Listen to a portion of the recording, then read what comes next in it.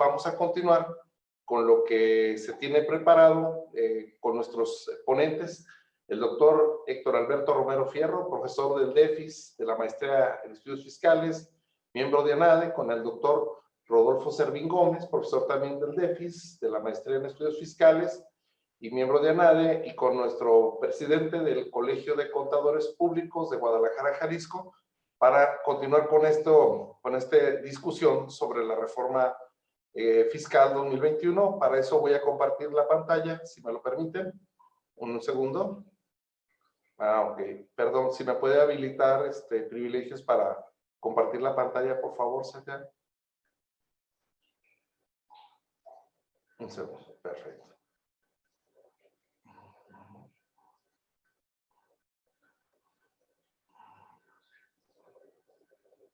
Ya está. Básicamente, agradecemos también a todos los patrocinadores, organizadores del evento, las revistas que nos apoyan, las organizaciones de la barra de abogados, ANAFINET, ANADE Jalisco, el Colegio de Contadores, así como los patrocinadores Thomson Reuters, Peña Palafox, y la coordinación de la maestría en estudios fiscales, la maestría en finanzas, contando como comité y presidente del comité organizador al departamento de impuestos que preside el maestro Sergio Sánchez, quien le agradecemos que tradicionalmente haya continuado con este evento magno de reformas fiscales, y también al director, al maestro Marco Antonio de Asa Mercado. Bueno, continuamos entonces con la cuestión que se va a discutir en estos momentos, para lo cual, bueno, también anunciamos la conferencia para el día de mañana, que será a las 4 de la tarde, que se tocarán en la primera parte de la exposición las cuestiones de reformas fiscales a ley del impuesto sobre la renta, ley del impuesto al valor agregado, y en el cierre la parte del Código Fiscal de la Federación. Hoy concluiremos con los criterios generales de política fiscal para los efectos de la ley y el presupuesto de ingresos, que, como lo señaló el maestro Tonatiuh, se siguen discutiendo, como bien lo dijo el doctor Héctor Romero, con 30,000 reservas, con muchos problemas, pero bueno, pues yo inicio, voy a dar el contexto general sobre la cuestión de qué es lo que se está viendo en los antecedentes generales sobre un capítulo que se lo dedicaron a la economía global, al COVID, a los impactos que tuvo esta, sí, y a los efectos de las finanzas públicas. Bien lo señaló el maestro Tonatiuh, los contextos de salud, los panoramas, las perspectivas, y en su paquete que se envió al Ejecutivo para su discusión, estos fueron los puntos que se integraron a detalle: el panorama, la política fiscal, la política de responsabilidad hacendaria, la política de ingresos, la política de gastos, política de deuda pública, el escenario macroeconómico, a decir del gobierno federal, que se establece junto con las finanzas públicas para el 2022 y al 2026. ¿Cómo ven y qué perspectiva tienen para la evolución económica en esos segmentos? Y estos anexos que son importantes para el efecto de la estructura que se estaba planteando. En términos generales, pues ocurre en el documento que los envían una justificación donde dice que eso es muy diferente a los años anteriores, que se da una reflexión más profunda, cuando en la práctica que estamos escuchando a un coordinador de una fracción parlamentaria como es el maestro Tonatiuh, que no es tal análisis, no se están dando tampoco en la medida de la prudencia las cuestiones económicas y las cuestiones recaudatorias. Bien, ahorita como se hicieron estos señalamientos en las gráficas que estamos exponiendo, ellos tenemos en la actualidad, en el 2020, una contracción del Producto Interno Bruto de -8. Entonces, se estima crecer al 4.6%, lo cual contradice, porque si se disminuye un 8 y se crece un 4, estamos teniendo una diferencia aritmética de -8 más 4, tendríamos que crecer casi el equivalente, imagínense, al 14%. Pues, ¿qué economía puede crecer al 14%? Los efectos de inflación también son muy, pues vamos a decirlo, muy optimistas, porque en la práctica estamos viendo, al igual que las diferencias en la paridad peso-dólar, que se prevé que en el cierre de 2021 cierre en un promedio de 22 pesos por dólar, cosa que no es tan adecuado. El crecimiento de la deuda interna es tremendo, pero más allá nos estamos endeudando con un decrecimiento, y con una contracción económica basada en los indicadores de la producción de los Estados Unidos de América junto con la canadiense, que se vienen contrayendo. Se está presupuestando el precio del barril para 2021 a $42, lo cual, con todo respeto, lo vemos demasiado optimista cuando ahorita pues está contrayendo el mercado del petróleo. Entonces, pues no sabemos a dónde quiere llegar el gobierno y se tiene presupuesto general de gasto corriente de 4.618 mil millones de pesos, ¿sí? Y estos son los aspectos en los que se está presupuestando, pero lo que más nos llama la atención, sobre todo, son los programas sociales. Es increíble que el esquema de pensión de adultos mayores se lleva 135 mil millones de pesos, en promedio, números más o menos, pero desde la óptica de algunos especialistas, estos traen un fondo de tipo electorero.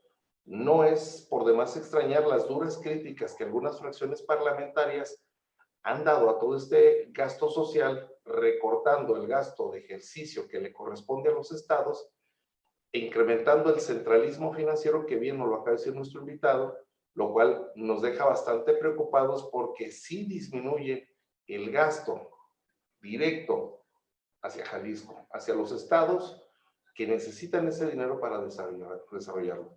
Centralizar es retroceder en las cuestiones de federalismo fiscal.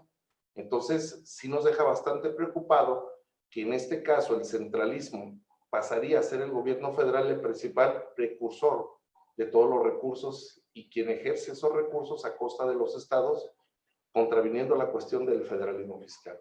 Las magnas obras faraónicas del gobierno que no ha querido dar marcha atrás nos dejan establecido que el aeropuerto Felipe Ángeles pues nos está saliendo un poco más caro porque simplemente es la infraestructura de obra negra la que se tiene.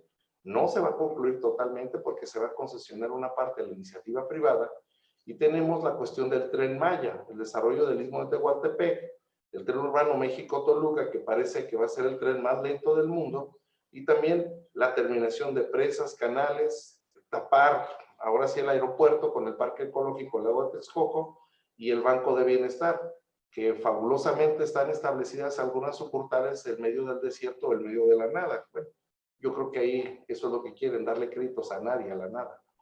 Básicamente, esto es lo que se prevé, ¿sí? Estos son los indicadores, ya nos lo señaló también el invitado, y por la cuestión de tiempos, vamos a cederle el uso de la voz al doctor Héctor Alberto Romero Fierro sobre sus perspectivas del crecimiento económico en base a la reforma fiscal 2021. Adelante, doctor Héctor. Muchas gracias, doctor Antonio. Bueno, yo creo que tenemos que partir de dos bases que son inobjetables. El gobierno federal no tiene un plan de reactivación económica clara y consistente con su discurso. El discurso que nos platica es la misma línea que llevó a la economía a una debacle desde que inició este sexenio. Y estamos enfrentando dos virus, uno que tomó posesión el 1 de diciembre de hace 2 años, ya va para 3, y el segundo virus, que es el famoso coronavirus que importamos de China. Y bueno, ha presentado un decálogo de medidas pequeñas que no sirven para paliar la crisis que enfrentamos. Es una macrocrisis. La ideología del presidente lamentablemente nos lleva a un enfrentamiento entre la clase social, los buenos y los malos, el pueblo bueno contra los conservadores.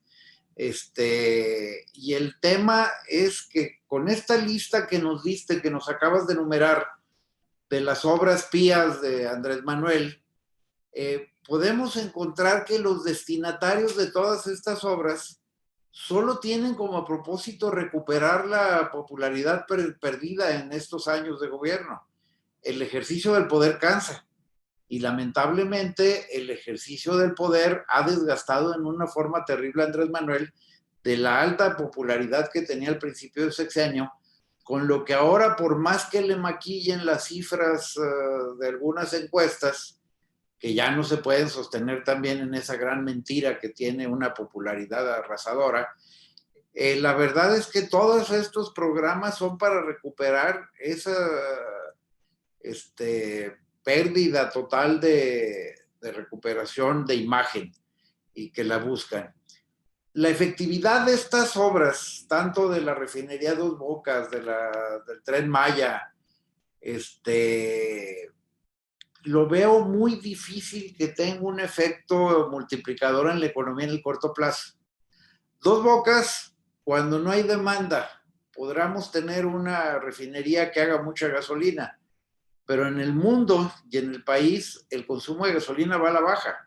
Y va a la baja simplemente por la condición económica que enfrenta nuestro país y porque en el corto plazo ya volteamos a ver otras energías, menos Pemex, menos la CFE, porque también es el otro problema.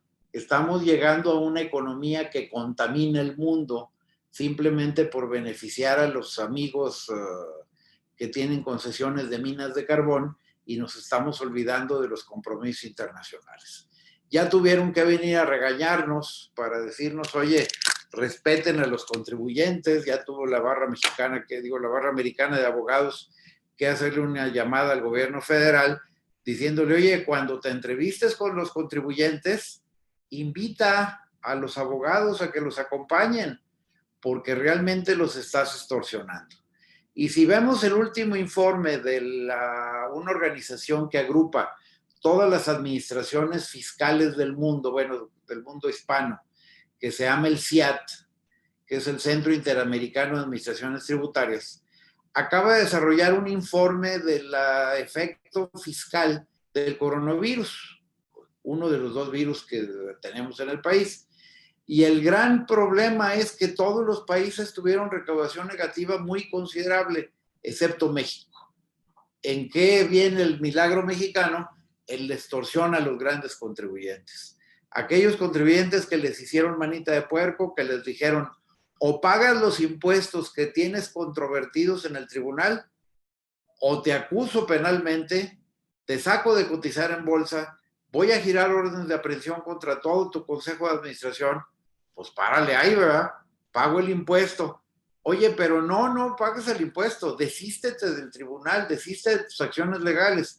Eso en cualquier país del mundo se llama extorsión. Y lamentablemente se ha prestado a eso en nuestro país. Volviendo a las obras, el parque ecológico de Texcoco, pues es inundar territa. Otorgar 2.1 millones de créditos a trabajadores formales e informales, eso no reactiva la economía. Recortar los sueldos y ahora el aguinaldo, la compensación navideña, donde se dan cuenta que legalmente no lo pueden hacer y entonces sacan el decreto diciendo, pero ustedes funcionarios públicos son bien buena onda, dónenlo a esta bonita causa que es la cuarta transformación. Yo creo que estamos en la calle, el peso le tenemos que estar inyectando una fortuna para mantener un índice cambiario del peso mexicano mantenido artificialmente. Le hemos metido cerca del 3.3% del PIB para mantener un tipo de cambio, porque lamentablemente por lo que vemos el único indicador económico que entienden los de Morena es el tipo de cambio. Entonces, mientras les estén enseñando un numerito por ahí muy bonito y que el peso gana y diario publican, el peso avanzó notablemente 17 centavos o 0.17 o 0.0017 y ellos felices. Y descuidan todos los demás indicadores financieros. Yo creo que lo único que podemos recomendar es que lean a Keynes y que recuerden cómo hicieron para salvar la economía de la gran recesión de hace un montonal de años, principios del siglo pasado, y entonces nos veremos que lo que está haciendo el gobierno es exactamente lo contrario a lo que se tenía que hacer. La magnitud del problema monetario es enorme, apenas empezamos a ver la punta del iceberg de lo que generó el COVID, de lo que viene generando desde que tomó posesión el otro virus, el virus AMLO, como le llamo yo, o el virus malo, como realmente se debe definir, y las medidas sanitarias tampoco le funcionaron. Yo creo que la oposición tiene una gran salida gracias a este desfase económico. Apostaron a la inmunidad de rebaño, tanto Estados Unidos como México, no les funcionó. Apostaron a que saliera la vacuna antes de tiempo, no les funcionó. Ya cayó el loco de allá, vamos a ver cuándo caen otros locos al sur de la frontera. Ese sería mi comentario inicial de cómo veo la economía y no veo trazas de que en el programa económico mejore esto. Adelante.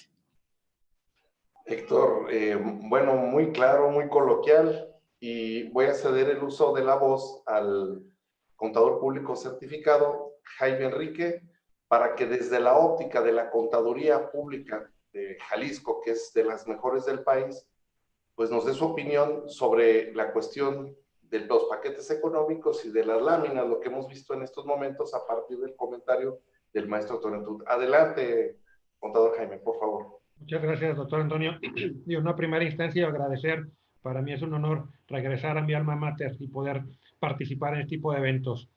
Pues mira, nosotros, ¿qué es lo que vemos? Digo, coincido en muchos de los puntos de vista del doctor Héctor Romero Fierro.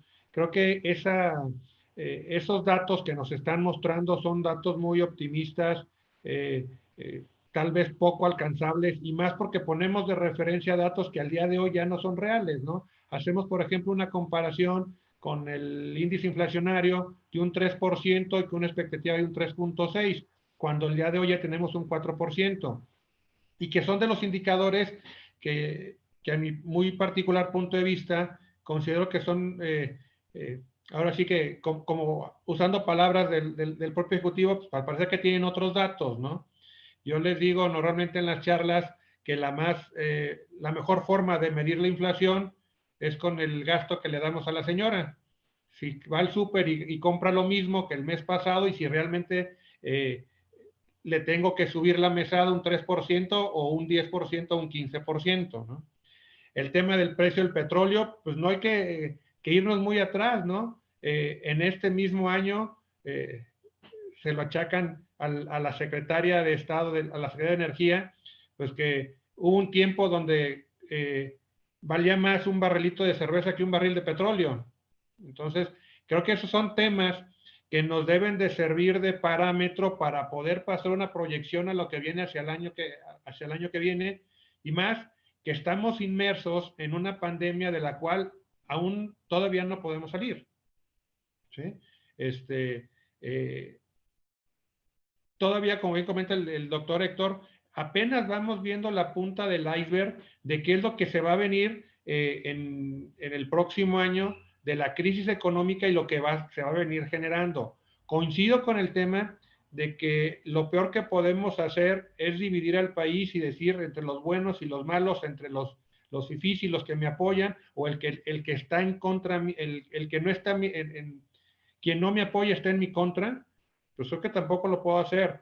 El establecer una política en la cual aparente que el único que puede generar empleos es el gobierno, pues creo que también estamos en un error. No hay que perder de vista, y creo que todos lo sabemos, que quienes generan los empleos es iniciativa privada. Con estas macroobras decían, oye, es que voy a generar 150,000 empleos. Sí, ¿y cuántos se han perdido? Se han perdido millones de empleos, y los jóvenes que van saliendo de las universidades, o algunos que tienen la necesidad de incursionar en el campo laboral, pues lo que buscan es precisamente oportunidades, y no oportunidades donde el propio gobierno lo que está haciendo es reducir el número de burócratas. Entonces, oye, si yo necesito menos gente para operar, y no le doy incentivos a la iniciativa privada para que ella sea la que se encargue de generar los empleos, pues entonces estamos en un círculo vicioso. Entonces, ¿a dónde vamos a llegar con este tipo de políticas que creo que sí tendrían que tomar cartas en el asunto para poder cambiar esta visión y esta perspectiva que tenemos? Los retos y los requerimientos que tenemos como mexicanos son muchos, pero coincido con el tema de que mientras no se apoye a la iniciativa privada, no vamos a poder salir, o vamos a durar mucho más tiempo en salir del hoyo en el que estamos metidos. Y no hay que perder de vista algo: el tema de falta de empleo nos va a conllevar a otro problema social, que es el tema de delincuencia. Va a haber quienes van a tener que llegar a delinquir no por gusto, sino por necesidad, ¿no? Muchas gracias, doctor Jaime, y voy a ceder el uso de la voz al doctor Rodolfo Servín, ya lo veo muy emocionado y listo para darnos sus comentarios. Adelante, Rodolfo, por favor. Gracias, doctor Antonio Sánchez. Bueno, primero déjame comentarte que en esta primera intervención, ¿cómo vemos esto que tanto lo compartió el maestro Tonatiuh como ahorita en las láminas que nos hiciste favor proyectar? Y que coincido con los comentarios que me antecedieron, tanto del doctor Héctor Romero Fierro como de nuestro presidente Jaime Enrique Morelos. Pero yo creo que hay que señalar algo y yo quisiera destacar o hacer énfasis en dos cosas. La primera, cuando vemos la introducción, cuando vemos este programa de presupuesto de egresos, nos damos cuenta que se establece algo que todos entendemos y es lo que esperábamos. Puntualmente lo dicen, que en esta ocasión, este año va a ser diferente, y efectivamente es diferente por la contracción económica que se ha venido dando, derivada de toda esta crisis de más de 8 meses que ya tenemos, con confinamiento en home office, con confinamiento en las empresas, con meses cerrados que solo tuvieron erogaciones y no generaron ingresos. Eso es de todo sabido, y lo contemplan, pero en los hechos no. Eso es lo primero, la primera situación que creo que debemos destacar. Cuando analizamos ya las partidas que se pretenden aprobar, tanto en el presupuesto de egresos que sigue en discusión ahorita, en este momento, están discutiéndolo, pero la ley de ingresos ya está aprobada. A final de cuentas, volvemos con la crítica que siempre se ha dicho. ¿Cómo es posible que primero apruebes el presupuesto de ingresos cuando no sabes en qué lo vas a gastar porque no se ha aprobado el presupuesto de egresos? Y cuando analizamos el presupuesto de egresos y todas estas partidas que se están llevando cantidades tan importantes en todos estos programas sociales, que cualquier persona con sentido común, lo primero que hubiera hecho es, en este 2020, suspenderlos. Porque de todos es conocido que hay una situación de baja de recursos tributarios.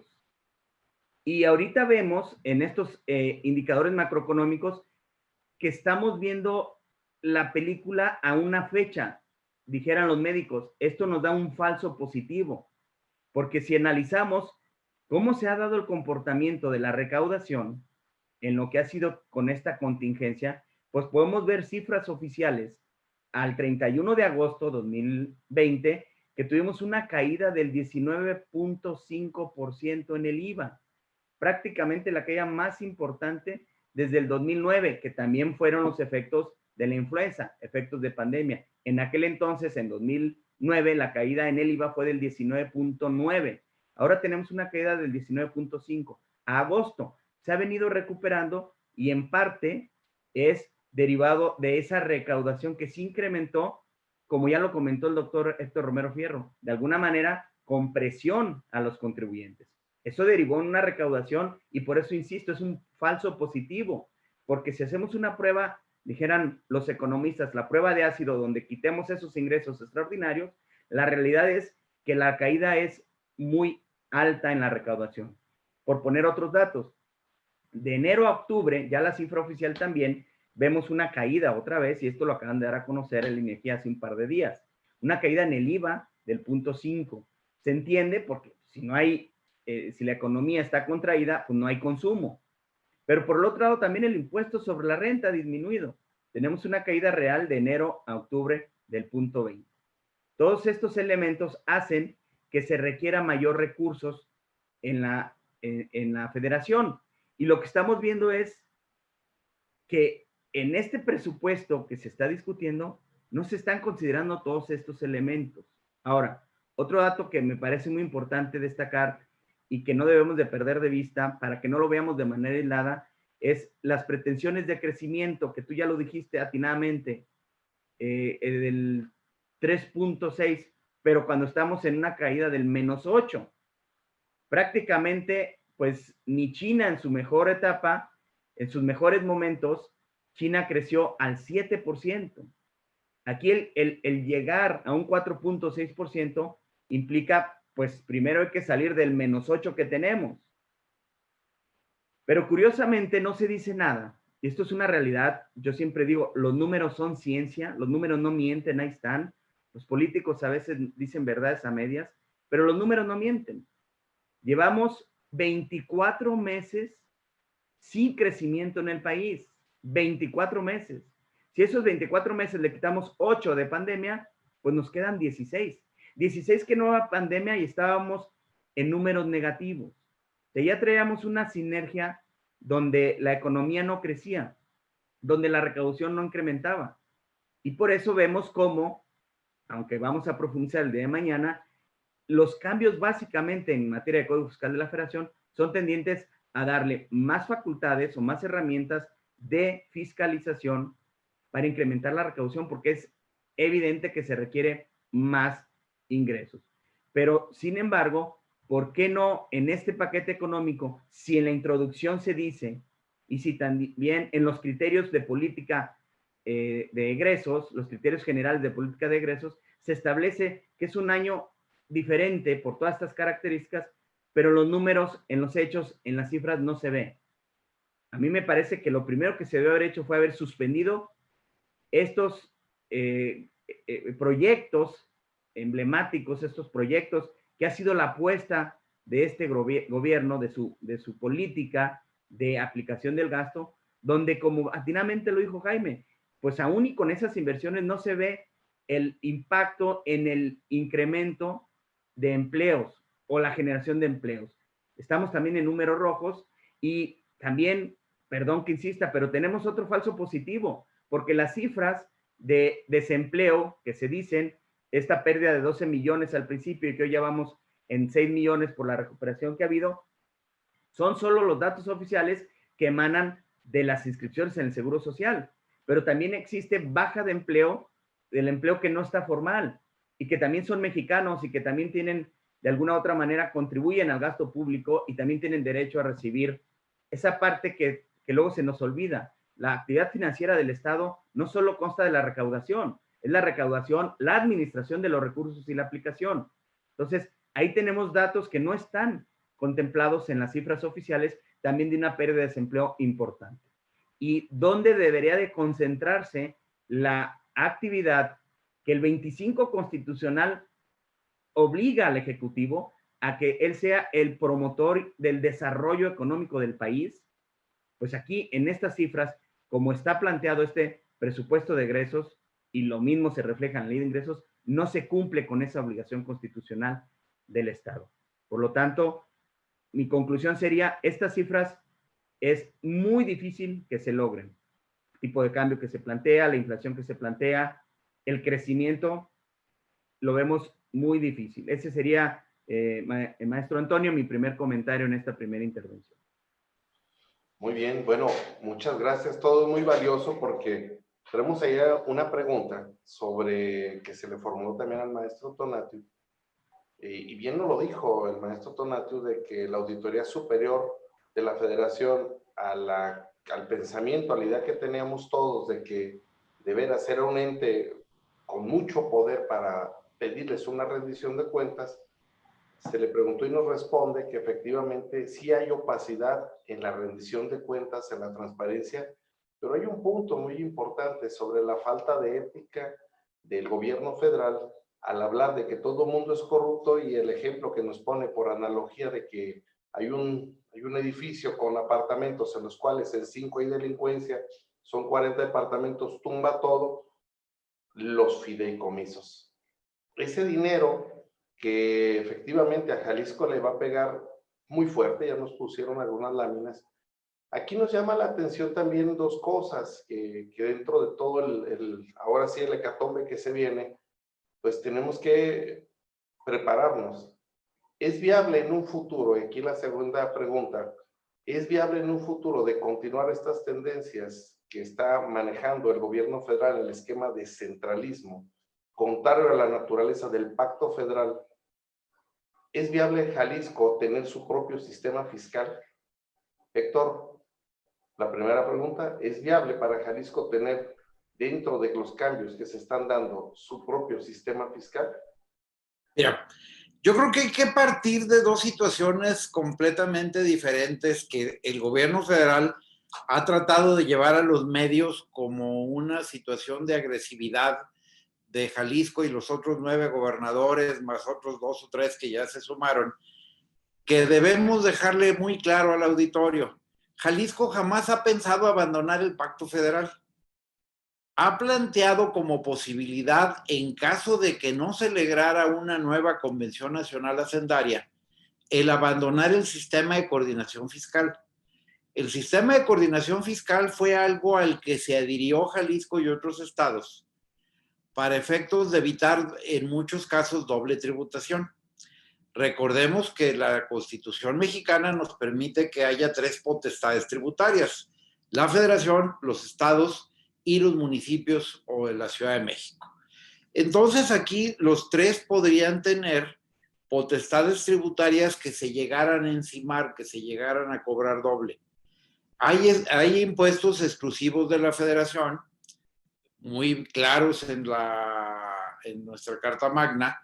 Hay impuestos exclusivos de los municipios, como son los de la propiedad raíz, principalmente su transmisión, división, etcétera, como lo dice el 115 constitucional, pero todo lo demás lo pueden gravar las 3 potestades tributarias. Esto es, el mejor ejemplo es lo que teníamos antes de que existiera el IVA, donde yo podría cobrar un impuesto sobre las ventas federal, otro impuesto estatal y a lo mejor hasta un impuesto municipal sobre las mismas ventas. Esto provocaba una doble o triple tributación.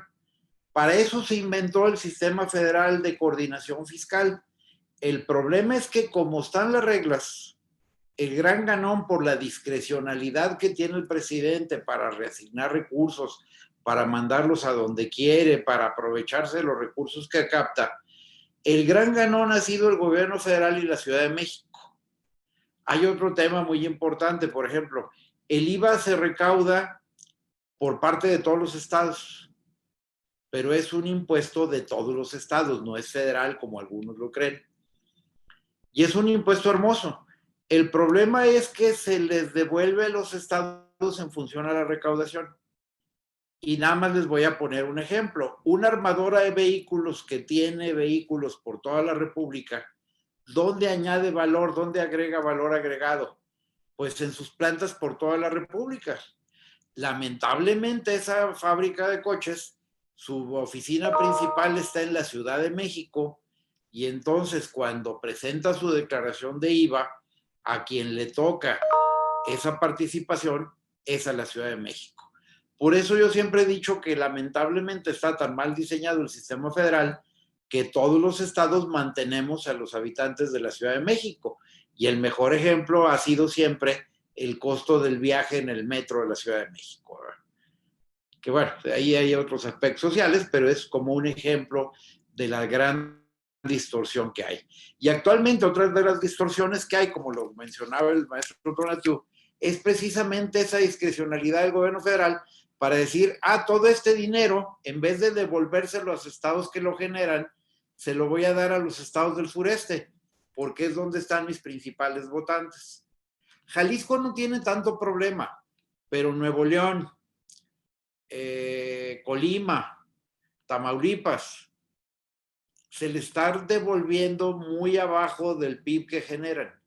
Y hay que ver que también los estados que están en esta típica revolución social, económica, de decir, oye, queremos más recursos porque nos estás quitando mucho más de lo que aportamos, son precisamente los estados de la República que más PIB generan. Entonces, claro que es posible, no es una solución de un día para otro, tendríamos que dar el aviso con 1 o 2 años de anticipación al sistema, tendríamos que fortalecer las oficinas de recaudación a lo largo del estado. O sea, no es un tema sencillo, jurídicamente es viable, técnicamente sería lento y para el contribuyente sería un dolor de cabeza, pero es posible hacerlo. Muy bien. Tu opinión, doctor Rodolfo, por favor. Gracias. Bueno, pues coincido con todo lo que dijo Héctor. Yo creo que abarcó todas las aristas de salirse del sistema de coordinación fiscal, y lo digo así para diferenciarlo del pacto federal, porque ahí se ha distorsionado mucho. No quiero insistir en algo que ya se dijo, pero no se trata, para ser muy puntuales, de sacar los 10 estados del estado mexicano y crear otro país, otro estado, ¿no? No es eso, aunque así lo han querido distorsionar en algunos de los foros. Se trata claramente de ese sistema de coordinación fiscal, de cómo se reparten los recursos que se generan en los diferentes estados, que se concentran en la federación y cómo se regresan. Adicional a lo que ya dijo muy puntual Héctor, yo nada más quisiera comentar que los elementos que se deben de tomar en cuenta para esta distribución, además de la población de cada uno de los estados, es también la eficiencia recaudatoria. Y me parece que ahí los estados han dejado de ver eso, y lo decía el maestro Tonatiuh, que a veces hay pereza en la recaudación de los impuestos propios, esperando solo las participaciones federales.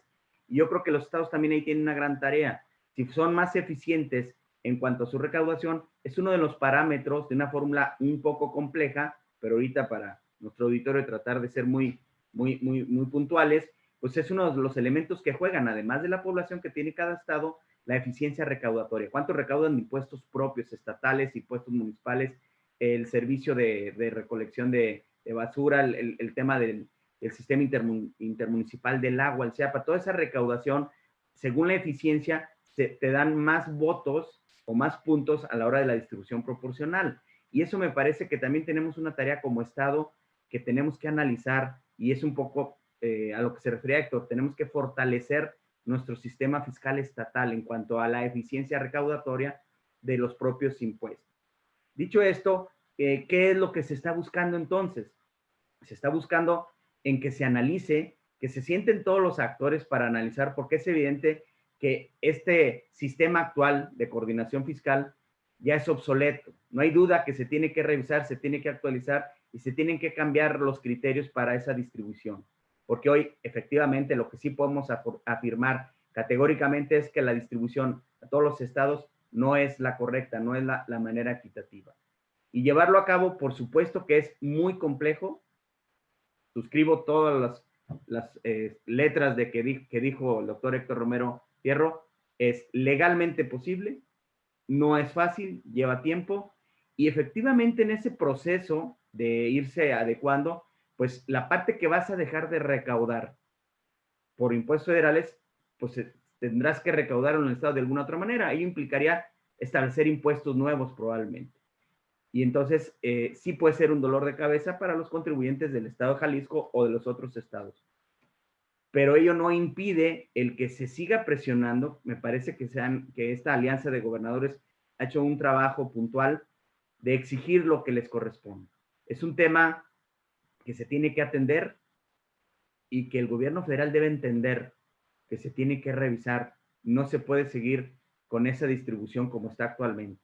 Es un problema complejo, pero que no es nuevo, también hay que decirlo tal cual, no es nuevo, se ha venido postergando, y bueno, hoy con este recorte de 9,200 millones para el caso de Jalisco, pues evidentemente hace que se levante la mano y que se exija el llevar a cabo una correcta aplicación y sobre todo una revisión.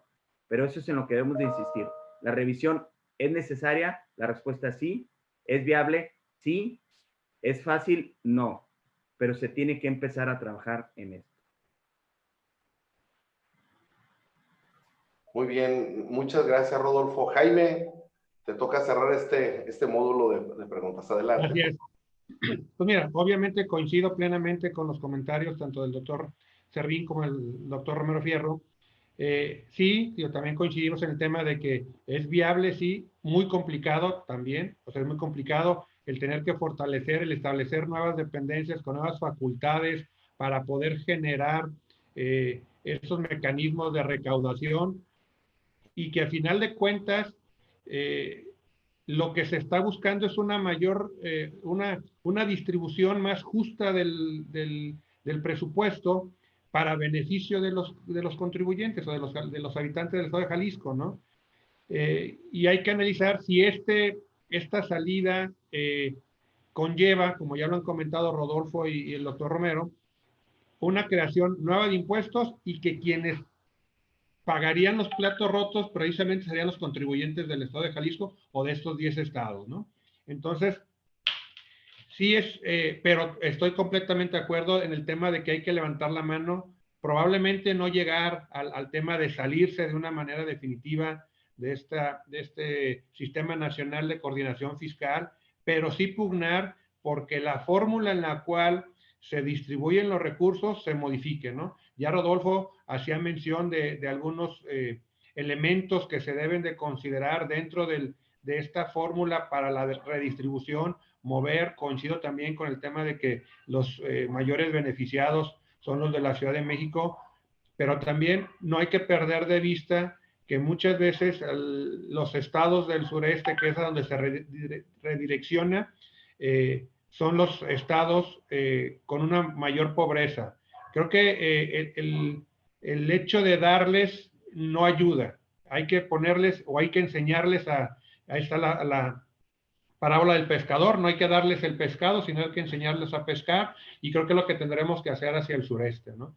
Pero, insisto, yo coincido plenamente con lo comentado por Rodolfo y con el doctor Romero, de que sí es posible, legal y jurídicamente, es tardado también, ya lo comentamos, es tardado, que es viable, es lo mejor que le puede pasar al Estado de Jalisco y a estos 10 estados, es lo que tendremos que evaluar, si es lo que más le conviene, o más bien es lograr que se puedan llegar a esa mesa de diálogo en la cual se restablezcan y se reformule la forma en que se distribuyen los recursos al resto de los estados.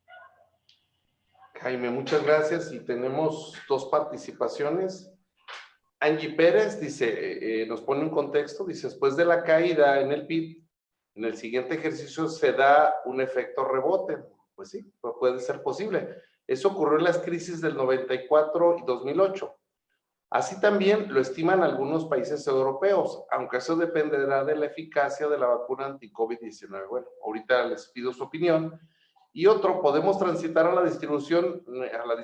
En Estados Unidos, donde el gobierno pone un IVA y el Estado otro porcentaje, por ejemplo, California 4 y la Federación 3.8, pero tiene una mejor distribución. Creo que sí coincido con Martín, nada más que hay que decir una cosa a Martín Álvarez. En el estado de California, todos los condados cobran los impuestos prediales más altos casi de los Estados Unidos, 8 o 9% sobre el valor fiscal de los inmuebles, pues por eso tienen un IVA más bajo y por eso no tienen IEPS. En cuanto al primer comentario de Angie, pues sí, eso estaría bien en una economía normalizada de mercado con unos flujos de inversión, pero en economías centralizadas, tipo populista que ha ocurrido, ver el caso de Venezuela, que lo tenemos muy pactado, o lo tenemos también en el caso de Bolivia o de Ecuador, donde las contracciones, cuando no es la iniciativa privada, las inversiones que llegan, no se da el efecto de la explosión, sino de la impresión. Hay otra pregunta también que nos hace la doctora Sandra Delgado, también académica del DEFIS, que nos pide que si por favor se puede hablar más del esquema de reforma fiscalizadora y no de recaudación sobre la seguridad jurídica del contribuyente. A este punto, bueno, le voy a ceder este bloque de 3 preguntas para que primero lo conteste como la dinámica que llevamos el doctor Héctor Romero, y después el doctor Jaime, y por último cierra el doctor Servino este bloque de preguntas. Adelante, Héctor, por favor. Bueno, en cuanto a la caída del PIB y su rebote, yo lo dudo. No están los factores, o sea, el gobierno federal no está haciendo la tarea como debiera para tener un crecimiento de B normalita, donde tengo una caída muy larga, pero tengo un crecimiento inmediato muy alto. Yo dudo que inclusive para el año que viene, el PIB 2021, andemos sobre el 5.5, 6% con números negativos, que yo lo vería muy modesta la cifra, pero creo que por ahí, haciendo mucho esfuerzo, lo podemos lograr. Y aunque no quiere uno mezclar cosas de economía política con economía real, pues nada más hay que ver el trato que le está dando el presidente de la República, el ya candidato prácticamente electo, Biden, en Estados Unidos. El hecho de no reconocerlo va a enfriar las relaciones entre los países, aunque los señores de Morena digan que no. ¿Por qué? Porque había que felicitarlo. Oye, parece que ya ganaste, de Watts te mando una felicitación que no sea oficial, etcétera. Pero necesitamos el crecimiento del país y todo el mundo reconoce, ahí no hay duda, sea chairo, sea socialista con ZO, o sea de ultraderecha, todos reconocemos, hasta los fifís, que necesitamos el crecimiento en base a las exportaciones y que necesitamos la inversión privada para crecer en este país. Entonces, si no creamos las condiciones para ello, no vamos a poder crecer y no podemos hablar de cifras positivas del PIB en varios años. Hay una serie de factores que nos están hundiendo, o sea, y que son factores internos y que son factores externos. Hemos hablado mucho de economía, pero no hemos hablado de las muertes derivadas del COVID. Llevamos cifras récords que se podían haber evitado con un manejo diferente de la pandemia. Pero volviendo a la economía, caída de precio del petróleo. No hemos logrado llegar a los niveles con los que se presupuestó el año pasado. La viabilidad del plan de rescate de Pemex, nadie lo compra, nadie lo cree. Vean las pérdidas que tiene Pemex, que están arrastrando en una caída libre al gobierno federal.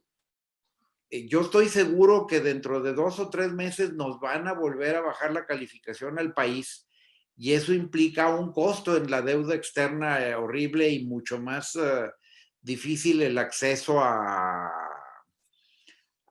fondos del extranjero, a empréstitos.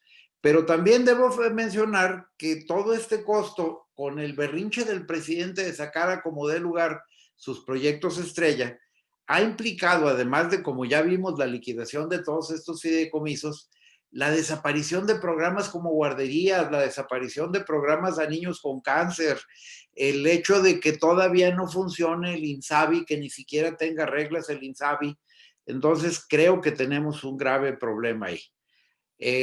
México tiene también, por la caída de la economía americana, un problema para exportar.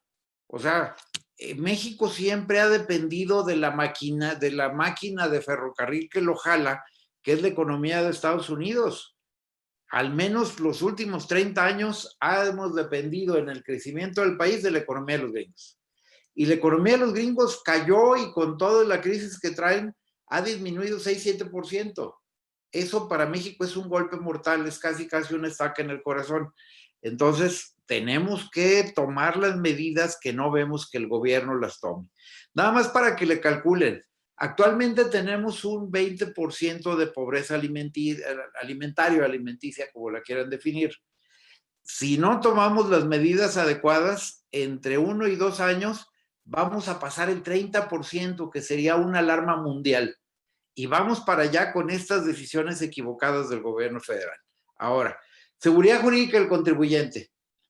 Pues yo estoy dudando seriamente que haya seguridad jurídica del contribuyente. Lo estamos viendo con una serie de acciones del gobierno federal que afortunadamente en primera instancia las enfocaron hacia los grandes contribuyentes. Ya lo manifestaba yo, no es posible que la extorsión a los grandes contribuyentes llegue a tal grado. O sea, uno de los principios que debe existir en nuestro país cuando hablamos de seguridad jurídica es el adecuado proceso. Si yo tengo un crédito fiscal, pues debo poderlo defender en tribunales. No puede o no debe el SAT tratar de hacerlo penal por el simple hecho de que yo no pague el impuesto. O sea, creo que durante muchos años las condiciones de lo que era delito fiscal y lo que es a lo mejor un error o de interpretación o de error se dirimía en los tribunales. Pero ahora que quieran todo hacerlo delito, y me voy a referir mañana al tema de la reforma para cuando vengan y me hagan una estimación supuestamente por falta de razón de negocios, pues esa es una estimación dogmática que nos podemos pelear el SAT y yo, y a lo mejor nos peleamos en tribunales, pero que quieran dar a este aspecto una connotación penal, como si de veras estuviera yo defraudando, como si yo estuviera utilizando herramientas de dolo, de mala fe, cuando simplemente yo realicé un negocio en el que obtuve un beneficio y que ahora el SAT me lo viene a objetar porque va a decir que tuve un beneficio fiscal superior al financiero. Creo que ahí hay mucho que cortar, pero el debido proceso es básico. Yo insisto que además de que el tema de que sea por un error de nuestro constituyente, el aspecto del derecho humano, de la presunción de inocencia, no debe ser para materia penal. debe ser también para la materia administrativa. O sea, que el SAT me demuestre que yo no cumplí adecuadamente con mis obligaciones fiscales. Y al revés, es más, tengo un documento en original que instruye a los auditores del sistema de administración tributaria del servicio a que traten a los contribuyentes como verdaderos evasores, hasta que en el curso de la revisión demuestren que no lo es o que no lo son. Imagínense qué nivel para dar esas instrucciones, dónde queda la presunción de inocencia y dónde quedan todos los derechos humanos que deben tutelar esa relación fisco-contribuyente, que debe ser de confianza, que debe ser de una relación donde yo tengo obligación de cumplir, pero tú también, SAT, debes creer en mí.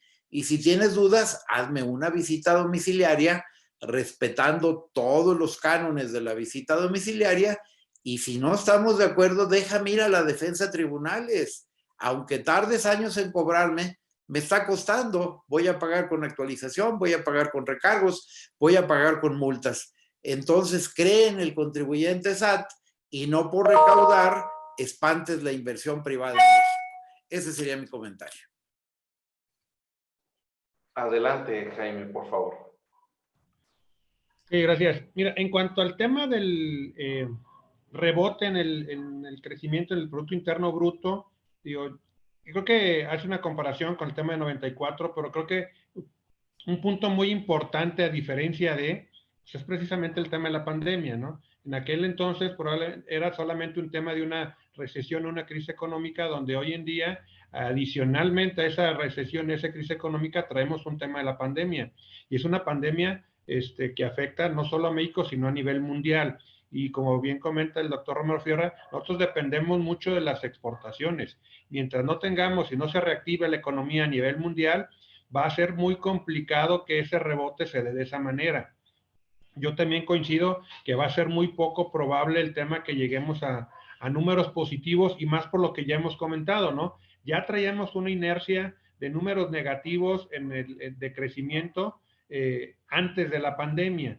Esto vino a agravar la situación y no veo la forma en la cual mágicamente iniciando o en el transcurso del 2021 podamos revertir esta situación, y más porque todavía estamos, como bien comentaba el doctor Antonio, a expectativa del resultado de la vacuna. Mientras sigamos con estos tipos, con esta pandemia, donde no tengamos una solución y que la economía siga parándose, como hoy en día estamos en botón de emergencia aquí en Jalisco, pues va a ser muy problemática este repunte. Vamos a depender también mucho de nuestro socio comercial número uno, que es Estados Unidos, que también esa señal de no reconocer a un virtual ganador, pues creo que también nos puede llegar a tener consecuencias, ¿no? Entonces, tenemos que hacer y fortalecer, y si bien es cierto, se firmó y está en operación lo del TEMEC, pues hay que sacarle provecho, pero este tipo de señales creo que no abonan en nada a que este crecimiento o a estas posibilidades u opciones que tenemos para salir del bache en el que estamos, que son de las que nos tenemos que agarrar, en vez de fortalecerlas, de alguna forma las debilitemos con este tipo de acciones, ¿no? Hay que fortalecer muchas industrias, igual comentamos, hay que alentar la inversión extranjera dentro de México. Esa posición de seguir salvando a Comisión Federal de Electricidad y a Petróleos Mexicanos, creo que esa cerrazón no nos va a llevar a buenos términos, y tampoco ayuda, ¿no? Esa cerrazón al uso de energías limpias, que como bien comentan, ese tipo de acciones son lo que desalientan la inversión extranjera, ¿no? A nivel global, lo que se está buscando precisamente es buscar otras formas de energía que sean renovables, que no dañemos al planeta, y pareciera ser que vamos hacia atrás. Vamos tratando de usar ese tipo de energías cuando no lo tendrían que hacer.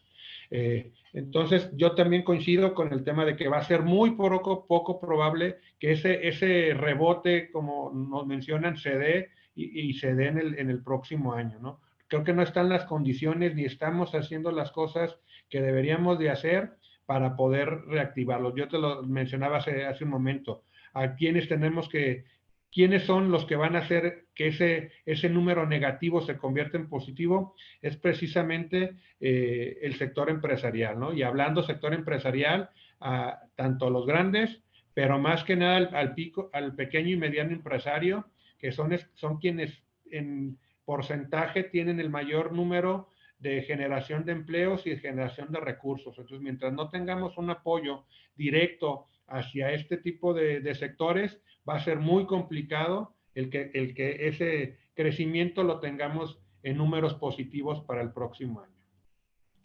En cuanto al tema de la reforma para que le da facultades a la autoridad, también yo coincido plenamente con los comentarios del doctor Romero Fierro, pero también lo comentábamos hace un momento, ¿no? El punto importante es, le estamos dando más herramientas de fiscalización a la autoridad. ¿Para fiscalizar a quién? Para fiscalizar a la base de contribuyentes que tenemos hoy en día. ¿Qué tendría que estar haciendo la autoridad? También creando programas en los cuales se incremente el número de contribuyentes, que se incremente esa base contributiva y que no solamente el contribuyente cautivo sea quien tenga que estar aportando parte de su sueldo en los impuestos para el gasto público, ¿no? Todos estamos obligados a contribuirlo, entonces tendríamos que buscar esquemas en los cuales se conviertan o podamos revertir esa parte o ese gran número que tenemos de informales, que se habla alrededor de un 50% de manera de informalidad, poderlos hacer que se incursionen dentro de la formalidad y que contribuyan también. Si bien es cierto que contribuyen con otro tipo de impuestos, pero el tema de ser de manera directa los contribuyentes, creo que pudiéramos hacer más. Este tema de fiscalización o donde la autoridad quiere tener más elementos, pues creo que no es solamente del proyecto para 2021. Ya vimos varias modificaciones desde la reforma del 2020 que están, algunas entraron en vigor, todo el tema de la reforma penal fiscal, también coincidimos y estamos a favor de evitar y que se ataque a todos los esquemas de evasión fiscal, de operaciones simuladas. Eso también afecta a la economía y afecta al sector productivo, ¿no? Hace una competencia desleal con quienes no utilizan este tipo de esquemas. Entonces, estamos a favor de ellos, pero coincido con el tema de que no solamente van dirigidos a ellos, muchas veces o también se ha estado afectando, como ya es también muy conocido el tema de cómo han ido convenciendo a los grandes contribuyentes de pagar estas cantidades, ¿no? Y pues no hay que tampoco perder de vista, la autoridad cada vez quiere tener más información, no hay que olvidar que también ya reforma aprobada, donde nos vemos también inmersos nosotros como asesores en el tema de los esquemas reportables, ¿no? También es un mecanismo por el cual la autoridad quiere hacerse llegar de información, ver la forma en la cual estás llevando a cabo algún tema, buscando un beneficio para el contribuyente que es legal, pero que ella quiere estar enterada y con conocimiento del cómo y por qué, y probablemente para crear acciones para evitar ese tipo de situaciones. Entonces sí es preocupante que solo se enfoquen en medidas recaudatorias para la misma base de contribuyentes. Muchas gracias, Jaime. Adelante, Rodolfo. Gracias. Bueno, quisiera aprovechar los minutos de esta participación para enfocarme en la pregunta que hacía la doctora respecto a en qué consistía la reforma fiscalizadora. Ya creo que abundaron tanto Jaime como Héctor del tema del rebrote, ¿no? Y quisiera aprovechar para entonces contestar la pregunta. También ya hizo énfasis Héctor a una de ellas. Si bien mañana que nos toque en este foro platicar del Código Fiscal de la Federación, vamos a profundizar, pero no quisiera que quedara al aire la pregunta, que me parece muy interesante. Si bien ya hemos estado señalando, hasta el propio maestro Tonatiuh dijo que esta, más que recaudatoria, es una reforma fiscalizadora, quisiera puntualizar 4 o 5 artículos que se están modificando, por los cuales se llega a esa conclusión que evidentemente es fiscalizadora. Como ya lo advertí, Héctor ya se refirió al artículo 5 del Código Fiscal de la Federación, que básicamente el cambio trasciende en que se pretende que esos actos jurídicos que se realicen, que aquí lo preocupante es que se está confundiendo la elusión fiscal con los delitos de defraudación fiscal, porque la defraudación fiscal ya tiene un procedimiento y hay castigos y hay penas para quien comete el delito de defraudación fiscal perfectamente tipificado en el Código Fiscal de la Federación, por excelencia el artículo 108 y 109. Sin embargo, cuando carece de razón de negocio, que es lo que regula el artículo 5A en esta norma general anti-elusión, se establece que entonces las autoridades podrán recaracterizar. Pero estamos hablando porque tuvo un beneficio fiscal mayor al beneficio económico razonablemente esperado. Pero ello no implica el que se haya cometido un delito de defraudación fiscal.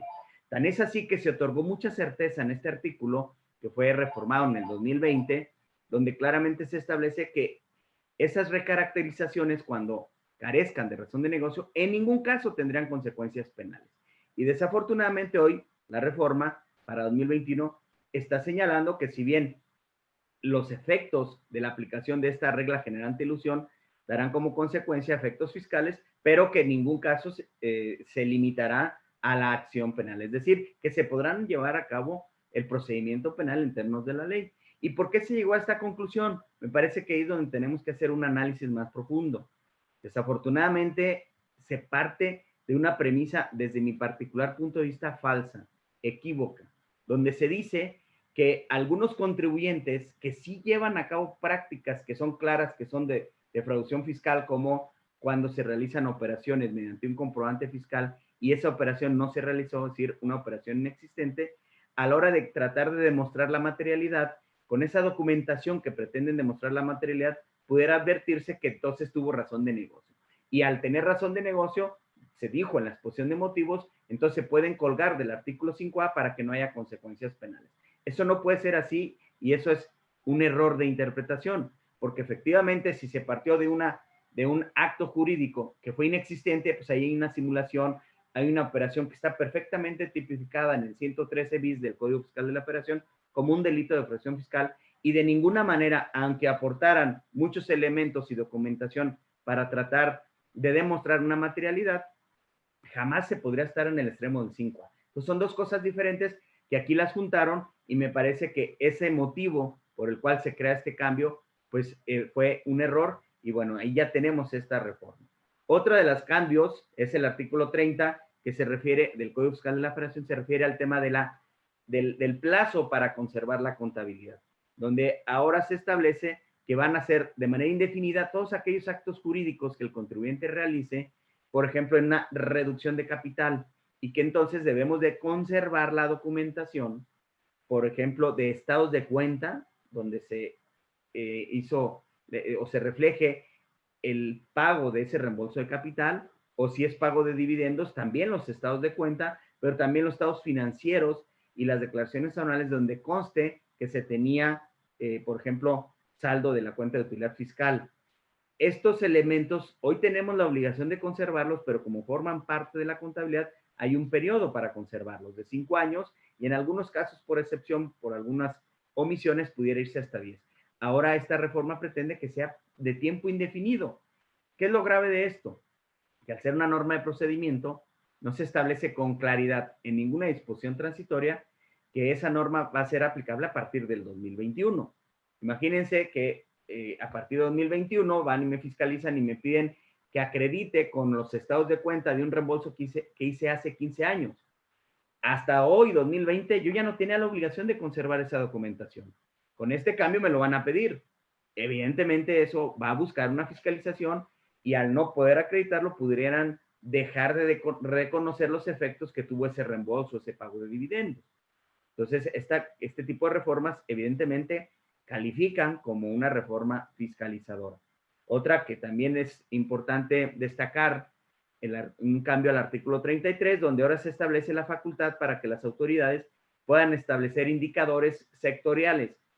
Quiere decir que por sectores de industria se puede establecer parámetros que la autoridad va a calcular y va a dar a conocer como utilidades, ingresos, conceptos que son deducibles por sector de empresa. y va a generalizar. Y entonces esto me parece que va en contra del principio de autodeterminación de las contribuciones que prevé el artículo 6 de nuestro Código Fiscal de la Federación. Esto hay que decirlo también muy claro. La autoridad internamente ya lo viene haciendo. Genera estos elementos con la información que tiene, con toda esta tecnología de información que en los últimos años ha dotado de herramientas poderosas para recabar información de los contribuyentes. La autoridad ya hace sus modelos de riesgo, donde establece por sectores más o menos cuánto es el impuesto que debe estar pagando cada empresa, cuánto es el ingreso que debe estar declarando, y en función de eso establecer en un análisis comparativo, que lo puede hacer vía electrónica, sin la necesidad de trabajo humano, y eso le permite abarcar un gran número de contribuyentes con este elemento de riesgo. Eso lo hace internamente, pero es un procedimiento interno para efectos de poder programar una revisión a un contribuyente, y a la hora de revisar, pues ya se verá cada caso particular, sus hechos, sus elementos, para ver si efectivamente la percepción de la autoridad era que había una omisión.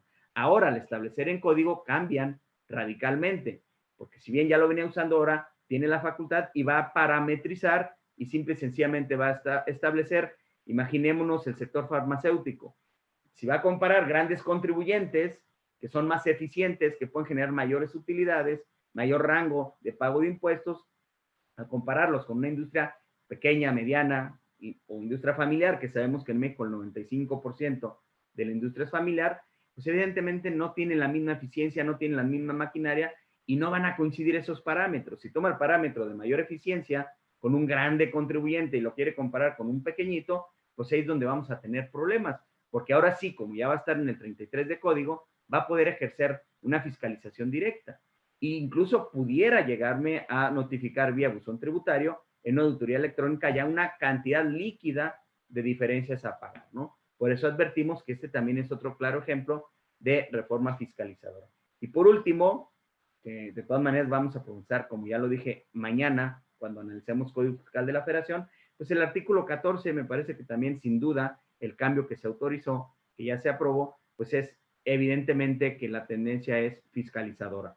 El artículo 40 del Código se refiere a las medidas de apremio, los aseguramientos, por ejemplo, de cuentas bancarias, de bienes, donde ahora se incluye a los terceros relacionados con el contribuyente, sin especificar de manera clara a cuáles terceros se refiere.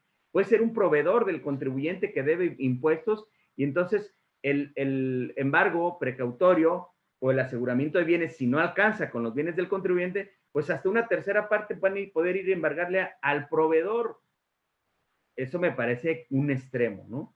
Entonces, ahí tenemos, contestando la pregunta de la doctora, elementos de cómo es evidente que esta reforma, particularmente al Código Fiscal de la Federación, simple y sencillamente es fiscalizadora.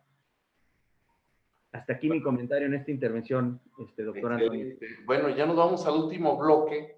Hay dos comentarios que nos realizan. Dice Martín Ochoa, dice, ¿de veras será pereza? Dice, porque él hace una referencia de que son las dependencias federales las que más dinero le deben al CIAPA por la cuestión de derecho de suministro de agua. Pues entonces aquí estamos hablando que el gobierno federal le debe, pues en este caso, una dependencia, aunque sea centralizada del gobierno. Y otra vez Angie Pérez hace un comentario. La salida de Jalisco del pacto fiscal es posible, pero no viable. Bueno, su opinión, ¿verdad? Respetable. El gobierno estatal tiene un largo historial de pésimo recaudador. No coincido totalmente comparado con quién, y despilfarrador del gasto. Pues si lo comparamos con el gobierno federal en la actualidad, pues creo que Jalisco se queda corto, pero bueno, es su opinión, muy válida. Los contribuyentes jaliscienses no permitirán el cambio en el sistema tributario local. Bueno, quién sabe, esto es muy subjetivo, no creo que tenga tanto elemento para afirmar, pero bueno, respetable su opinión. Maribel Acevedo Virgen, una pregunta en cuanto a la posibilidad de abandonar el pacto fiscal del gobierno federal, es salirse del sistema de coordinación fiscal, que es el instrumento jurídico en la distribución de ingresos del presupuesto. Pretender un pacto federal es salirse del sistema de gobierno que rige México en una república federal y que la integran los estados, y entiendo que no es una república centralista. Bueno, pues a ver, efectivamente, o sea, en esas cuestiones sí es una situación de llamar la atención, que, a ver, si Valentín Gómez Farías viviera, si Juárez viviera, ¿qué le estuvieran diciendo a nuestro actual presidente? Pues no se peleó porque se volviera a la Constitución de 1836 para centralizar. Y si Santana viviera, de veras que estaría en el gabinete, pues básicamente de nuestro presidente.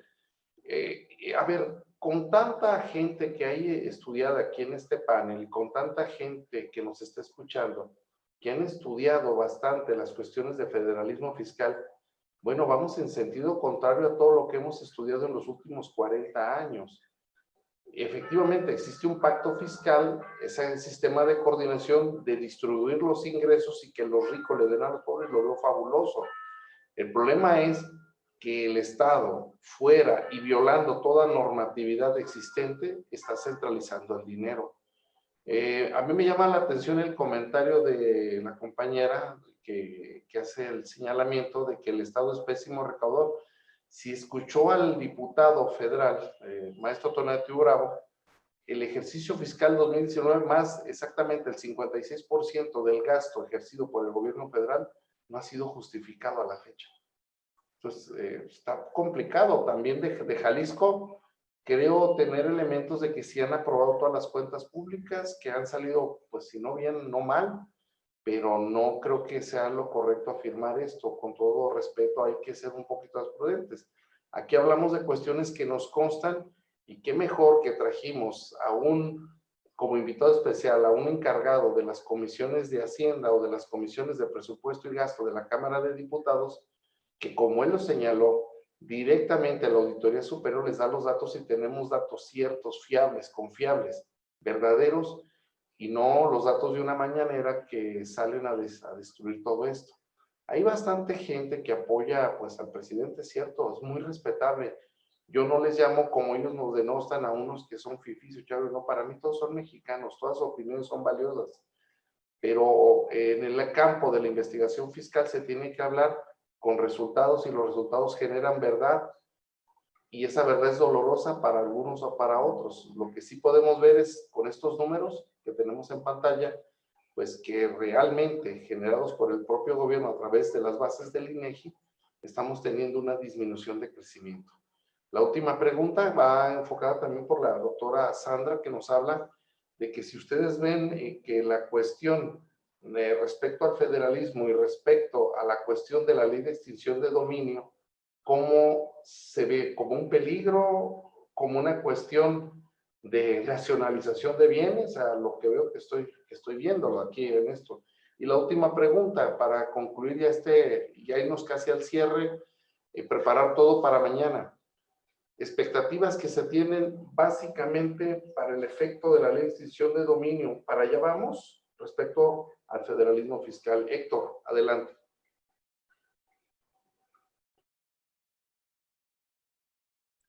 A ver, yo aquí voy a distinguir tres cosas.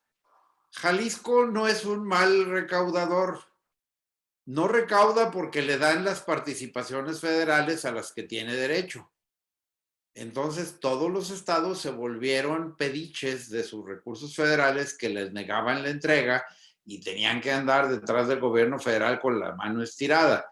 No tienen que ejercer sus propias potestades. Ahora, con la electrónica ya no es difícil recaudar porque ya no tienes que tener las grandes oficinas recaudadoras a lo largo del estado. Ya todo el mundo está acostumbrado a pagar impuestos a la federación vía electrónica. Lo único que tendría que hacer el gobierno estatal sería implementar una sana y robusta plataforma electrónica para el pago de los impuestos. Segundo, recaudar impuestos es fácil. La voluntad del legislador es la que importa al final de cuentas porque tienes una herramienta también de fiscalización para verificar ese equilibrio constitucional que me da por un lado el 31 fracción cuarta constitucional y me la da por el otro lado el 16 constitucional para ir a verificar que realmente pagaste bien, y esto sería adaptado al Estado. O sea, no nos tiremos al suelo, no por un tema político de defender o atacar al Faro, digamos que es fácil o difícil. Veamos, nuestro trabajo es técnico, debe ser técnico, debemos verlo desde el punto de vista técnico, y yo afirmo que sí es posible. Ahora, a nivel federal, lamentablemente el gasto está mal. Entonces, eso provoca el disgusto de los gobernadores, que no es un tema tampoco político y tampoco se trata de pelearse con el presidente. Es, oiga, señor presidente, vamos haciendo una nueva convención fiscal donde se establezcan otras reglas, ya son del siglo pasado aquellas reglas, y vamos ajustándolas a la realidad del siglo XXI, donde ya las reglas sean diferentes, donde el dinero se reparta más fácil, y sobre todo algo que tiene el federalismo mexicano muy malo, que gran parte de mucho dinero que recibimos de la federación, recuerden que viene etiquetado. Entonces, ¿dónde está el libre y albedrío de los estados de la República para poder gastar su presupuesto como ellos quieran? O sea, no es que el dinero nos lo entregue la federación y digan, ahora el estado ahí está para que lo gastes. No, muchísimo del dinero ya viene por ramos, ya viene por partidas que tienen que ser gastadas en lo que la federación me los asignó. Entonces yo creo que eso es una parte también que a mí como Estado de la República me molestaría, porque ¿dónde está mi soberanía? A mí dame el dinero que me toca y que mi Congreso, a través del presupuesto de egresos del Estado, me diga en qué gastarlo, pero no saludes con sombrero ajeno. Hoy, por ejemplo, lo estamos viendo con 2 calles que hay que pavimentar, que curiosamente le ordenan a un presidente municipal porque le mandan el dinero etiquetado, pero resulta que son 2 calles donde hay gran influencia de Morena en la colonia, y es una petición de los diputados de Morena para que le manden dinero etiquetado al gobernador para hacer esas calles. Entonces, pues creo que ahí es un uso político de los recursos públicos. Entonces, no nos asustemos por un tema técnico, es posible, jurídicamente se puede, no sería tan grave porque ahorita todo el mundo paga IVA. Y el impuesto más lógico que sería implementar es dejar de pagar IVA para pagar impuesto estatal sobre las ventas, y la federación algo tendría que inventar. Además, recordemos que por disposición constitucional, de todos modos los estados deben seguir recibiendo participaciones federales. Lean el último párrafo de la fracción 29 del artículo 73. Dice, de todos estos impuestos, entre comillas, exclusivos de la federación, los debo repartir a los estados.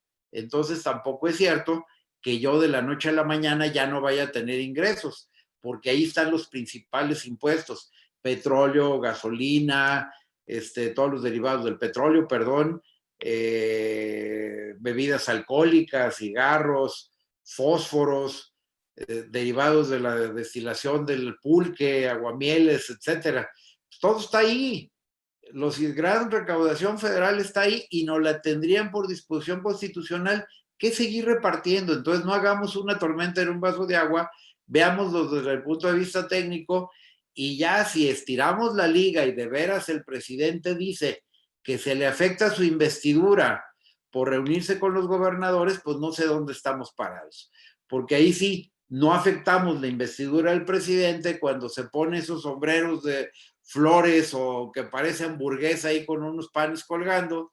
Eso sí afecta a la investidura presidencial, y no es que afecte a la investidura presidencial juntarse con los gobernadores. ¿Cómo no va a afectar la investidura presidencial en pleno patio de gobierno de Palacio Nacional hacerse una limpia? ¿O qué es para matar el coronavirus? Es mi duda. Adelante, por favor. Perdón, estaba escuchando los comentarios, le cedo el uso de la voz al doctor Rodolfo Servín, y para el cierre será el maestro Jaime Enrique. Adelante, Rodolfo. Gracias, Toño. Bueno, aparte de la pregunta de la coordinación fiscal, que ya lo contestó muy puntualmente Héctor, también preguntaban respecto de la ley de extinción de dominio. Quiero pensar que se refiere a la Ley Nacional de Extinción de Dominio, que es la que abrogó la Ley Nacional de Extinción de Dominio. Y quisiera dedicar mi tiempo a referirme a ello. Se hablaba que si la Ley Nacional de Extinción de Dominio tiene que ver con la expropiación de los bienes, y yo quisiera hacer una separación. Hay que aclarar, precisamente uno de los cambios más relevantes que se dieron con la Ley Nacional de Extinción de Dominio, que abrogó la Ley de Extinción de Dominio, es donde hoy ya la Ley Nacional de Extinción de Dominio no habla de una expropiación de bienes. Cuando aplican la Ley Nacional de Extinción de Dominio, se trata de la pérdida del derecho a la posesión de bienes que tienen los particulares. ¿En qué casos? Cuando se den las hipótesis que prevé la ley. ¿Cuáles son? Cuando yo no puedo demostrar el origen, por ejemplo, de un inmueble, cómo lo adquirí, de dónde salieron los recursos para adquirir un bien inmueble, o cualquier tipo de bien, pongo el ejemplo de un bien inmueble. Si yo no puedo acreditar de dónde obtuve los recursos, pues entonces ese bien será susceptible de la aplicación de la Ley Nacional de Extinción de Dominios, que quiere decir la pérdida de derecho a poseerla, pero no es una expropiación. Otro ejemplo es cuando se cometa un ilícito dentro de un bien inmueble, incluso los arrendados, por ejemplo. Yo estoy otorgando un arrendamiento, un bien inmueble, y dentro de ese inmueble, mi arrendador comete un ilícito que se considera grave, que es delincuencia organizada, y entonces ese bien será sujeto de aplicación de la Ley Nacional de Extinción de Dominio. Quiere decir que el arrendatario perderá el derecho a poseer ese bien. Pero también hay una salvedad, salvo cuando tú puedas demostrar la buena fe. Y de manera expresa, esta ley prevé que buena fe se demuestra, en este caso particular del ejemplo que estoy señalando, cuando pueda demostrar que el contrato se hizo con anterioridad. El elemento práctico para demostrar eso sería fecha cierta en ese contrato de arrendamiento. Pero también me dice que además de ello, para poder acreditar la buena fe, es que yo acredite el haber expedido comprobantes y estar al corriente en el cumplimiento de mis obligaciones fiscales. Ello implica estar dado de alta en el RFC, expedir mis comprobantes por las rentas y pagar los impuestos. Entonces, si yo no demuestro o no tengo elementos para mostrar eso, no puedo acreditar la buena fe en este ejemplo y también será susceptible de aplicación de esta Ley Nacional de Extinción de Dominio. Y hay que aclararlo y separarlo. No estamos hablando de expropiación, eso ya quedó en el pasado, desde 2019 que se aprobó esta reformas en agosto, esta nueva ley de extinción nacional de extinción de dominio, es muy clara la ley.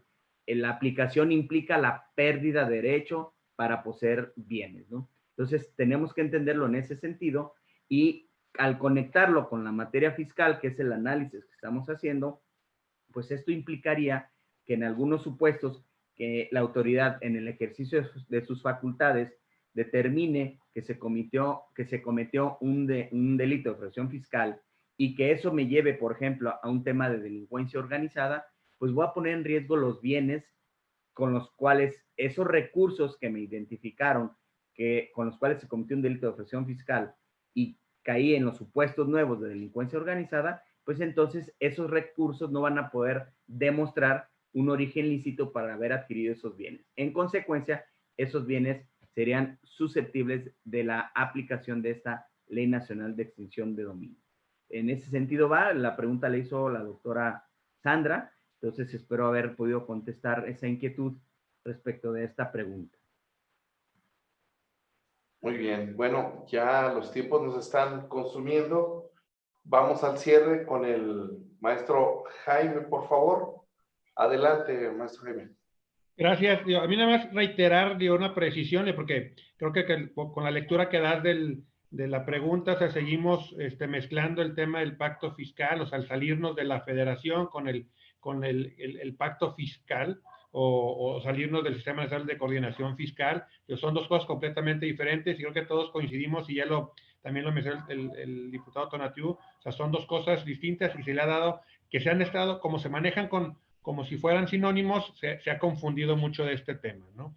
Pero creo que el tema, y muy importante, y ya lo hemos mencionado durante el transcurso de la charla, pues es esa redistribución y coincidimos en que se tiene que modificar y tiene que hacerse esa redistribución. Lo que están pidiendo es lo que estos gobernadores o este grupo de gobernadores consideran que es justo para el Estado. Ya lo hemos mencionado también, esos diversos factores que se deben de considerar y tomar en cuenta para ese retorno de las cantidades que se recaudan.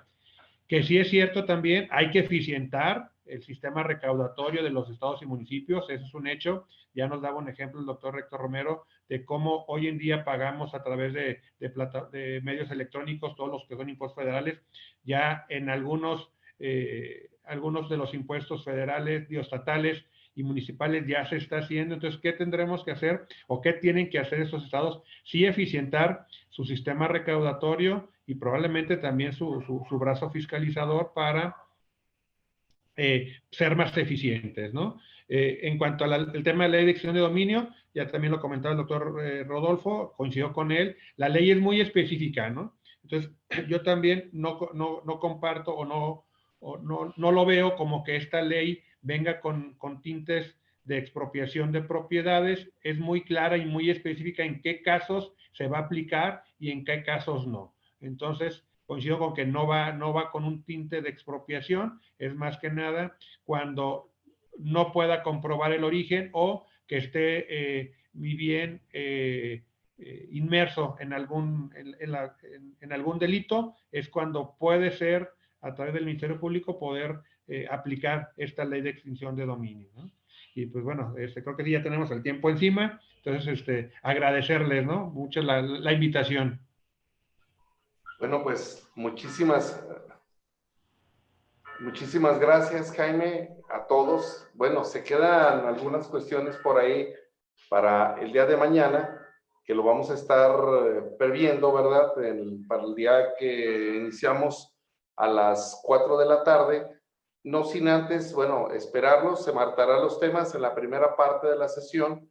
El contador Jaime Enrique, presidente del Colegio de Contadores, junto con el contador Octavio Chavará, presidente de ANAFINET, junto también con el maestro Juan Ramón Olagues, discutirán la primera parte en materia de reformas fiscales de impuesto sobre la renta y de impuesto al valor agregado. En la segunda parte de la conferencia el día de mañana, el maestro Eduardo Juárez, el doctor Rodolfo Servín y el doctor Héctor Romero Fierro discutirán las reformas fiscales concernientes a Código Fiscal de la Federación. A partir de mañana, a partir del día de mañana a las 4 de la tarde, aquí los esperamos. Y por el día de hoy, pues les damos a todos las gracias y sobre todo, nuevamente también se agradece a la División Contaduría, a nuestra Universidad de Guadalajara, al CUSEA, a la revista Consejero Empresarial, a Peña Palafox, a la Barra Mexicana de Abogados, a ANAFINET, a la Asociación Nacional de Abogados de Empresa y desde luego al Colegio de Contadores Públicos de Guadalajara, Jalisco, así como a la Maestría en Estudios Fiscales, la Maestría en Finanzas, el Doctorado en Estudios Fiscales, la División Contaduría y sobre todo al organizador general del evento, que tradicionalmente ha sido el Departamento de Impuestos de la División Contaduría del CUSEA. A todos ellos, muchas gracias. Agradecemos al doctor Marco Antonio Daza por estar presente con nosotros y nos despedimos y cedemos el uso del control de la transmisión a CUSEA CTA. Adelante y buenas noches a todos. Gracias.